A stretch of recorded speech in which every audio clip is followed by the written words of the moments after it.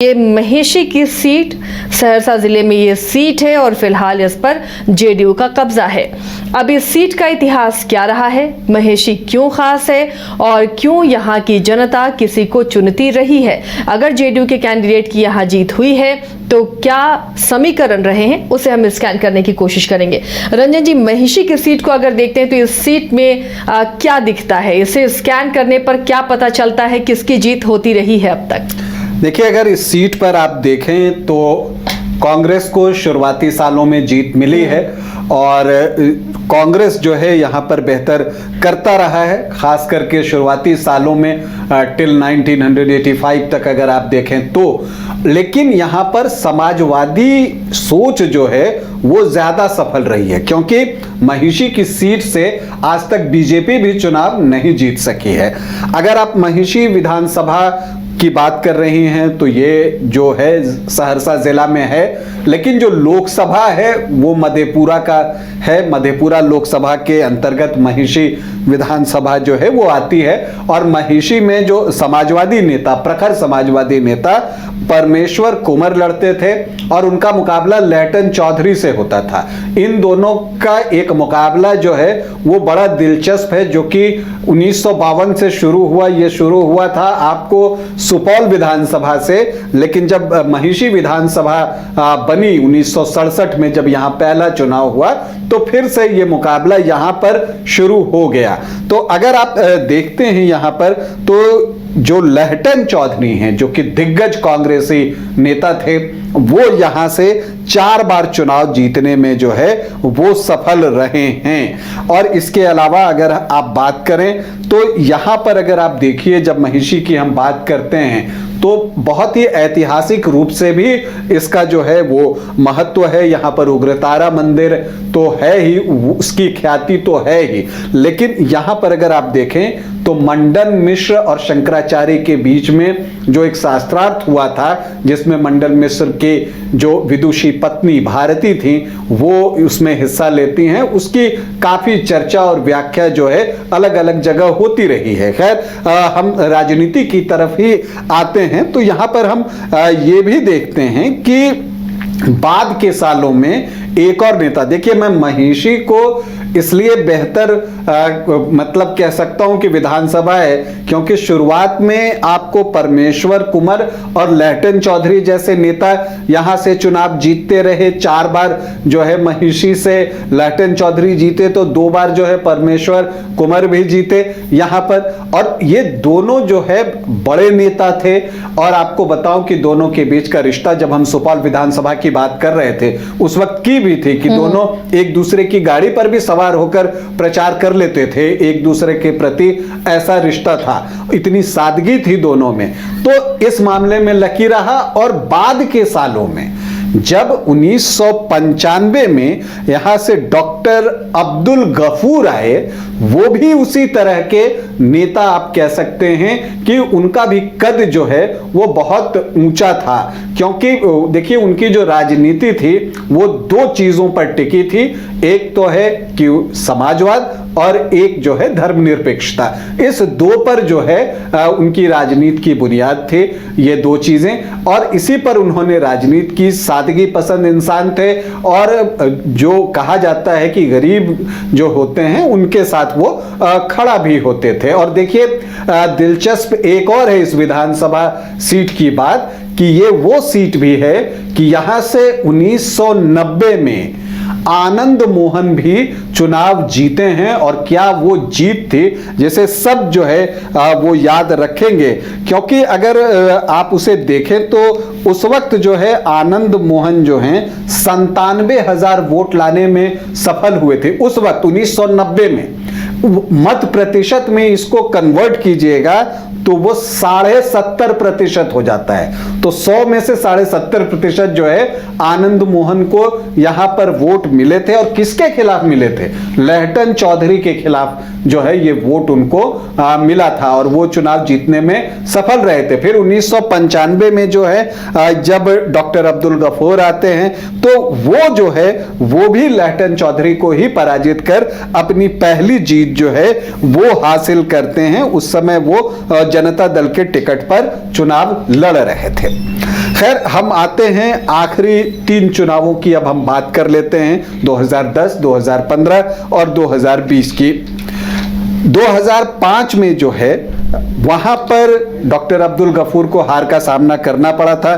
फरवरी में सुरेंद्र यादव निर्दलीय चुनाव जीत गए थे और फिर 2005 में गुंजेश्वर शाह जो हैं वो चुनाव जीतने में सफल रहे थे जेडीयू के टिकट पर। 2010 जब आता है तो डॉक्टर अब्दुल गफूर एक बार फिर से जो है जीत हासिल करते हैं। इस बार उनको 39,158 वोट आता है, लगभग 33.5% वोट, और वो जो हैं जेडीयू के राजकुमार शाह को जो है पराजित करते हैं। क्लोज फाइट थी 1,717 वोटों की। और यहां पर जो निर्दलीय विधायक बने थे सुरेंद्र यादव 2005 फरवरी में, वो निर्दलीय खड़ा हो जाते हैं फिर से एक बार और 20,304 वोट लाते हैं। 17.5% के आसपास उनका जो है वो वोट होता है।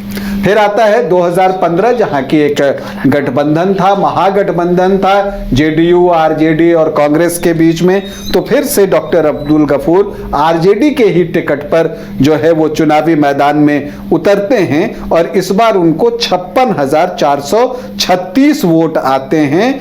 और उनके सामने जो एनडीए फोल्डर था उसने आरएलएसपी को चुनावी मैदान में उतारा था, चंदन कुमार शाह को, और वो 30,301 वोट लाने में कामयाब होते हैं। लेकिन जो जीत डॉक्टर अब्दुल गफूर की रही वो 26,135 वोटों की रही।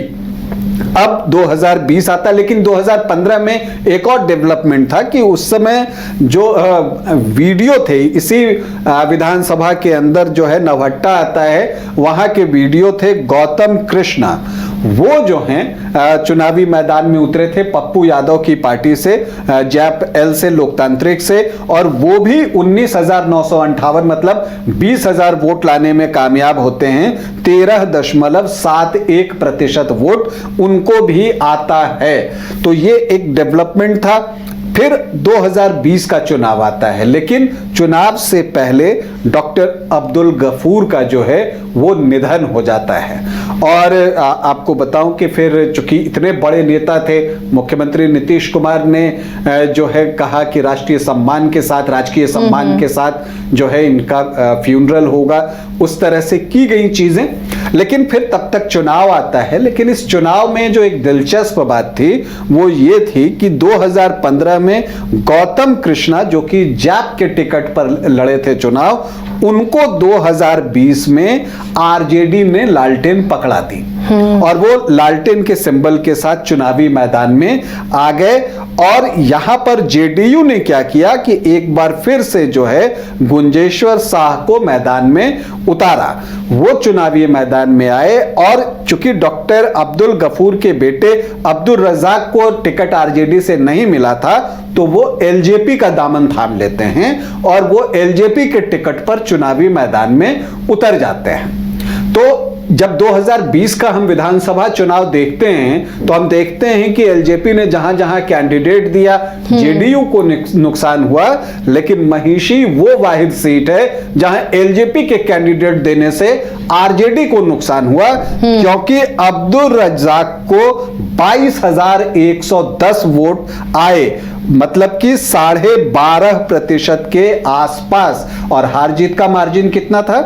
1,500 वोटों का, 1,630 वोट। तो ये बड़ा नुकसान था। अब ये एक चीज है कि अब्दुल रज्जाक को टिकट क्यों नहीं मिला था, यह भी एक बात थी। गौतम कृष्णा उन्होंने अच्छा चुनाव लड़ा हालांकि, और आरजेडी के लिए बेहतर प्रदर्शन भी उनका रहा। यादव जाति से हैं, चूंकि यहां पर एक माई इक्वेशन बनता है।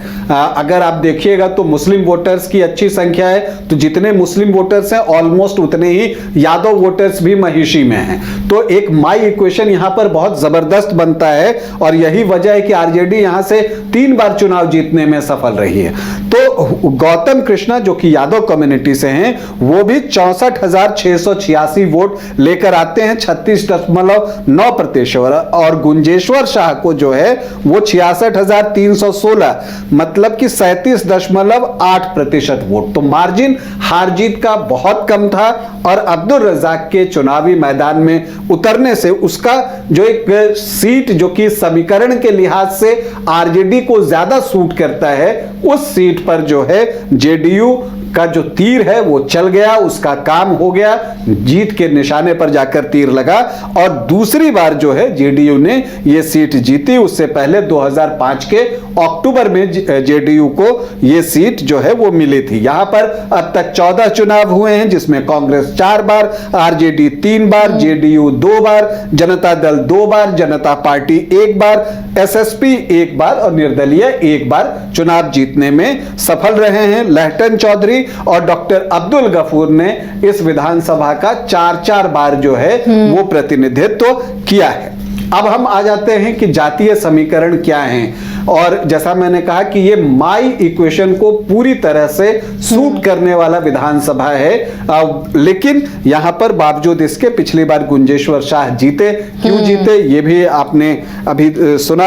अब हम आते हैं कि क्या है यहां पर जातीय समीकरण। तो जो एससी हैं वो 17.07% है। तो जो अब्दुल रज्जाक को एलजेपी पर वोट मिले थे 2020 में, उसमें जो है दलित वोटर्स का भी एक योगदान था, चूंकि यहां पासवान वोटर्स की संख्या भी अच्छी खासी है और चिराग पासवान की पार्टी से चुनाव लड़ने का जो है उनको फायदा भी हुआ। इसके अलावा जो मुस्लिम वोटर्स हैं वो 20.3% हैं और जब यादव वोटर्स की आप बात करती हैं तो वो भी 19 से 20%। यानी अकेले ये किसी को जिताने के लिए काफी है दोनों समीकरण। जी हाँ, तो जो M+Y का जो इक्वेशन है आरजेडी का, यहां A to Z की जरूरत नहीं है। अगर M+Y सही काम कर जाए तो मुकाबला जो है, आप ऐसे भी मुकाबले में आ जाते हैं और फिर अदर वोट्स के सहारे आप चुनाव जीत सकते हैं। लेकिन यहां पर यह हुआ, वैश्य वोटर्स जो हैं यहां अच्छी संख्या में हैं, 10-11% हैं और यही वजह है कि मैं देख रहा था कि जो जेडीयू चुनावी मैदान में प्रत्याशी उतारते हैं तो वो वैश्य वर्ग से ही उतार रहे हैं। तो यहां पर जो है वो 10-11% है, ब्राह्मण भी 9-10% है यहां पर।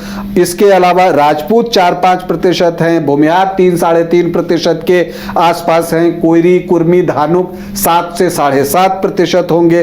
तो ये यहां का जातीय समीकरण है। तो समीकरण के लिहाज से आरजेडी मजबूत दिखता है, लेकिन दूसरी तरफ जेडीयू है जो कि यह देखता है कि वैश्य वोटर्स, ब्राह्मण voters, Rajput voters, Bhumihar voters, Koeri, Kurmi, Dhanuk और जो यहां ईबीसी की संख्या अच्छी है, तो उसको जोड़कर वो अपना एक समीकरण बनाना चाहता है। और इस बार चूंकि चिराग पासवान साथ में होंगे तो वो जो आपको दलित वोटर्स हैं वो भी जो है एनडीए की तरफ आ सकते हैं। लेकिन बड़ा सवाल है कि इस सीट पर गुंजेश्वर शाह जेडीयू जो है वही खड़े होते हैं, या चूंकि एलजेपी के टिकट पर अब्दुल रज्जाक पिछली बार खड़े हुए थे तो चिराग पासवान जो है उनके लिए सीट मांगते हैं। लेकिन चूंकि जेडीयू की ये सिटिंग सीट है तो लगता है कि गुंजेश्वर शाह ही चुनावी मैदान में उतरेंगे। ऐसे में अब्दुल रज्जाक जो है क्या करते हैं उस पर बहुत कुछ निर्भर करेगा। यह भी इस बात पर भी निर्भर करेगा कि आरजेडी का नेतृत्व क्या करता है, क्या वो फिर से गौतम कृष्णा के साथ जाते हैं या फिर वो अब्दुल रज्जाक की तरफ देखते हैं।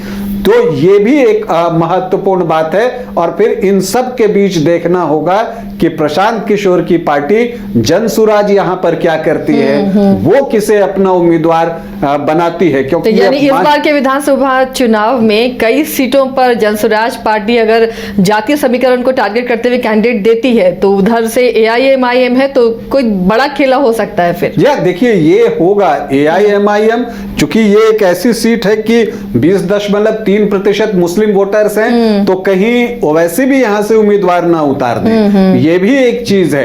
अब ऐसे में ये भी देखना है कि प्रशांत किशोर जो है जब उम्मीदवारों का चयन करते हैं तो किस समीकरण के तहत करते हैं, कहां वो बीजेपी या एनडीए फोल्डर को नुकसान पहुंचाते हैं और कहां वो महागठबंधन को नुकसान पहुंचाते हैं, ये भी देखने वाली बात होगी। लेकिन जो महिषी का चुनाव है वो अभी खुला हुआ दिख रहा है। आप किसी को एज नहीं दे सकते क्योंकि 3 धाकड़ उम्मीदवार आपको यहां पर अभी दिख रहे हैं। और अब यह भी देखना होगा कि पार्टियां टिकट किस तरह से बांटती हैं। जब एक बार टिकट बंट जाएगा, जनसुराज किसे टिकट दे रहा है, एआईएमआईएम का क्या रवैया है, जब ये सारी चीजें स्पष्ट हो जाएंगी तब आप इसका बेहतर तरीके से और बेहतर विश्लेषण कर सकेंगे। तो देखिए, ये महिषी को स्कैन हमने किया है और कई बातें सामने आई हैं। अब फिलहाल इस बार के विधानसभा चुनाव में कैंडिडेट कौन कौन होता है और कौन कौन पार्टियां अलग से यहां पर चुनावी दाव में उतरती हैं, उस पर बहुत कुछ निर्भर करता है, नतीजे निर्भर करते हैं।